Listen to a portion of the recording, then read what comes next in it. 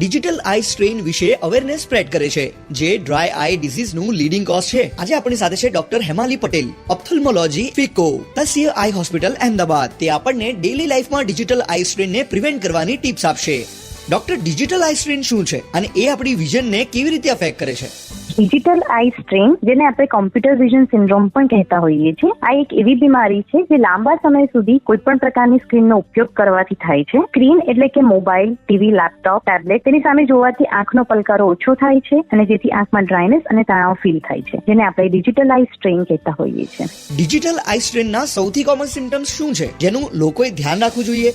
વધારે લાંબો સમય સુધી સ્ક્રીન સામે જોવાથી ઘણા દર્દીઓને આંખમાં બળતરા થતી હોય છે, પાણી પડવાનો પ્રોબ્લેમ થાય છે, આંખો લાલ થાય છે, આંખોમાં ખૂંચતું હોય છે, ઘણાને માથામાં દુખાવો પણ થતો હોય છે. ઘણા દર્દીઓ આંખમાં ઝાંખું દેખાવાની તકલીફ પણ લઈને આવતા હોય છે. તો આ મોટા ભાગના આ જ કારણો સાથે પેશન્ટો પ્રેઝન્ટ થતા હોય છે ડિજિટલ આઈ સ્ટ્રેનમાં. ડિજિટલ ડિવાઇસીસના વધુ પડતા ઉપયોગથી આંખોની હેલ્થ પર શું અસર થાય છે?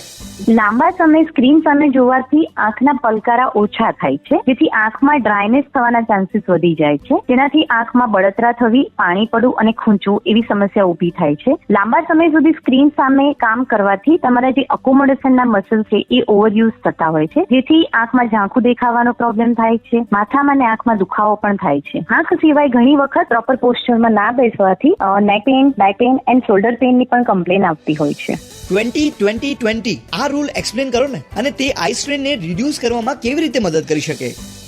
કોઈ પણ સ્ક્રીન સામે 20 મિનિટનું કામ કન્ટિન્યુઅસ કર્યા પછી એટલીસ્ટ 20 સેકન્ડનો બ્રેક લેવો જોઈએ અને 20 ફીટ દૂર કોઈ પણ વસ્તુને કાં તો ક્યાંય પણ જોઈ શકો છો, દ્રષ્ટિને દૂર લઈ જવી જરૂરી છે, જેનાથી તમારી આંખના જે મસલ્સ છે જે નજીક માટે ઓવરયુઝ થયા છે તે રિલેક્સ થઈ જશે, એટલે તણાવ ઓછો થઈ જશે. બીજું કે તમે સ્ક્રીન સામેથી જ્યારે પણ નજર બીજી બાજુ લઈ જાઓ છો ત્યારે તમારા આંખના પલકારા પણ નોર્મલ થઈ જાય છે, જેથી આંખમાં ડ્રાયનેસ થવાના ચાન્સીસ પણ ઘણા ઓછા થઈ જતા હોય છે. પેરેન્ટ્સ કેવી રીતે ઇન્શ્યોર કરી શકે છે કે બાળકો ડિજિટલ ડિવાઇસને સેફ અને હેલ્ધી રીતે યુઝ કરે?